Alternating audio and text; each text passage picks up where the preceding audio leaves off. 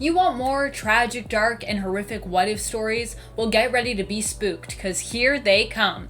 Welcome back, Nerd Squad. Today we are going to dive into some more spooktacular what-if comics as we count down the top 10 scariest what-if stories, part 2. If you missed out on part 1 of this list and you want even more scary what-ifs, be sure to check that out after. Alright, now, let's get counting. Number 10. What if the Avengers battled the Carnage Cosmic?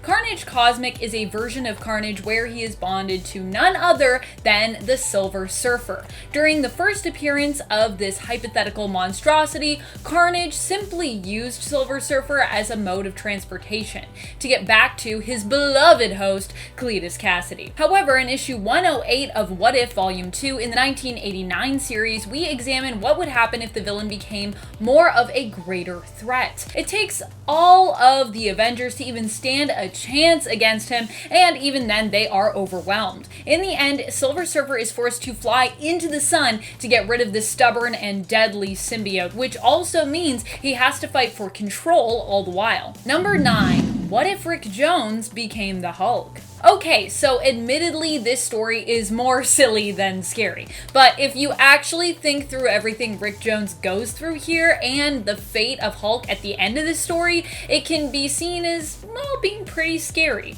Also, I just really like it. Like Annihilus' voice and demeanor, it's both a scary and raunchy story. Yeah, you heard me right, raunchy. Don't ask me, Rick is the one that mentions Annihilus' raunchiness in this issue. Here we see Rick not only become the big green Goliath, but we also watch as he finds himself bonded with Captain Marvel as well, sharing a body with him. So, just a lot going on all at once in my opinion. You'd think we'd swap his Marvel Negaband story for the Hulk one, but no, we're not going to do that. In this reality, both happen. In the end, Mr. Fantastic and normal Bruce Banner end up helping Rick return to normal, but Hulk remains trapped in the Negazone with Annihilus, so they kind of get like separated. He makes quick work of the villain while in the Negazone, then remains stuck there for forever? He doesn't seem to mind at the end of the story, but I feel like if we checked back on him in a few months, he wouldn't be quite as happy. Seems like a strangely happy spin on what should be a pretty dark ending. I also just like how everyone after is like, it turned out great for everyone, or for most of us. What? How's Hulk? And Rick's just like, I'm sure he's fine. Cut to Hulk having the best time. And before we move on to our number 8 spot, just a quick reminder, if you're enjoying this list and lists like this, be sure to give this video a thumbs up. It really does help us out here at the channel. Number 8. What if John Jameson had become the Amazing Spider-Man? This one is more sad than it is scary, but it has a pretty tragic ending, so I still felt it was appropriate enough to include it here. In the final story included in this What If issue, we learn of an alternate reality where John Jameson ends up becoming Spider-Man, or Spider Jameson. Instead of being reviled by J. Jonah Jameson, his father, he's completely supported by JJ, because yeah, that's his son, and Jameson Sr. knows that he's, Spider-Man. Jameson even designs John's spider suit here. However, in the end, John dies while attempting to help with the same mission that 616 Peter Parker Spider-Man ended up saving him from, leaving his father heartbroken. What a tragic ending. Died the same way he died sort of in 616, but different circumstances? Number 7. What if the Avengers had never been? This issue ends pretty darkly in a reality where we explore the future of the Avengers who did not stay banded together after Hulk left. Instead of going to search for Hulk together, Thor has the revelation that Hulk should be allowed to leave if he would like, as, none of the Avengers have taken an oath to remain loyal forever or any such thing. Iron Man then calls Thor out for only thinking this way because he too is planning on leaving. Stark obviously has some, abandonment issues, I feel like.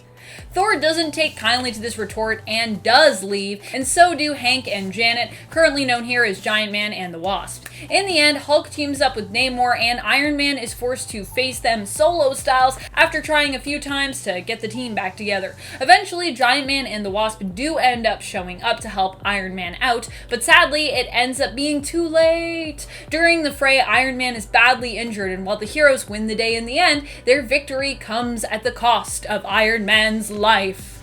How tragic. How dark. Death. Number 6. Public Enemy number 1. This story comes at us from the line of what if stories we got in 2006. It tells the tale of James Howlett, Logan, Wolverine, who ends up teaming up with Matteo DiPergio in Chicago to defeat criminal and mob boss Scarface. Here, Logan becomes a version of, I guess, the Skull, the man responsible for killing Scarface, but he also becomes something else. He wears a flag on his chest that shows the Jolly Roger and this skull and crossbones symbol, as well as the backstory of his family, who were burnt to a crisp, are meant to also make him another feared vigilante character, well known in the Marvel Universe as the Punisher. And when I say his family was burnt to a crisp, I mean like killed, burnt to a crisp, not like they got a bad sunburn, just so you know. This is a dark and gritty tale that also gives us a pretty awesome historical atmosphere, as well as an overall gangster story tone that's quite dark and draws you in. It's both scary and intriguing, which is how I like anything that's scary personally. I'm like, this is scary, but it makes me think, which I like. Number 5, what if Prince Namor of Atlantis grew up on land? This story's title doesn't inherently make it sound scary, and yet. Namor here, instead of siding with his own people of Atlantis and that heritage, decides to align himself with land dwellers, turning his back on the sea. He still fought in World War II, but during that time lost his friend, the android known as the Human Torch, or Jim Hammond. So, not Johnny Storm, different Human Torch. Immortalized as a hero, the Human Torch's memory lives on, but so too, does it seem, did he. 30 years later, the government gets a signal, which they think is from the Human Torch, calling out, repeating the same word he was saying on repeat when he went missing: Namor. Namor is sent in to investigate and finds his people have been enslaved by a race of half-human and half-Atlantean people, who it turns out are still allied with Germany and the Axis, despite the war being long over. They plan on using the Human Torch under the sea to create a huge and damaging explosion. Namor prevents their plans, but is then ordered to destroy Atlantis, despite the fact that those enslaved are trying to fight back. In the end, he refuses to harm his own people, but the government doesn't care and they blow them up anyways, leaving Namor to once again live up to the meaning of his name, Avenging Sun. They also thought they killed Namor, but they didn't. Namor's not that easy to kill. Number 4. What if the Marvel superheroes had lost Atlantis attacks? Yes, what if? Atlantis attacks is such a weird story. Well, the world would basically be ruled by snake people is the answer, and yeah, that's what happens here. Here, Set is not prevented from arriving and being released upon the world. Once the Elder God does arrive, he sets to work raising the planet and turning everyone into his snake people, including some of our favorite heroes. In the end, only a handful of heroes and villains are left to set everything right, and even they fail. Quasar does manage in the end to defeat Set, but the world is still left covered in giant snakes and snake people with no foreseeable way to fix it, and many of our favorite heroes and villains are left either transformed into snake people or dead. Pretty scary. Number 3, what if the Avengers had become the pawns of Korvac? In this reality, we examined what would happen had Korvac been successful in defeating Earth's mightiest heroes, the Avengers, and succeeded in standing up against all who opposed him because of the constant love of a woman. You can do anything if you have the love of a good person, apparently. In the end, Michael Korvac brings some of the heroes back to life to serve him as he goes up against even mightier enemies. Armed with the ultimate nullifier at the end, however, Korvac uses it to bring ultimate order to all things, which actually results in everything being destroyed in that reality, including the entire reality itself. So I guess bringing order means killing everything? I guess you can't have disorder if there's nothing. Number 2, Kingdom of Cain. This what if story comes to us from issue 94 of volume 2, the 1989 What If series. Here we see the Juggernaut roams the post-apocalyptic landscape of the Earth completely alone, the sole survivor after a disastrous Sentinel attack which decimated the Earth's heroes and the Earth itself by leaking radiation poisoning all over the place. Juggernaut seems to be the only one capable of living in this place, and he becomes almost driven mad by the loneliness. because he's the only one. Until he discovers that not everyone is dead, but actually some people have survived and are living in safety in an underground bunker.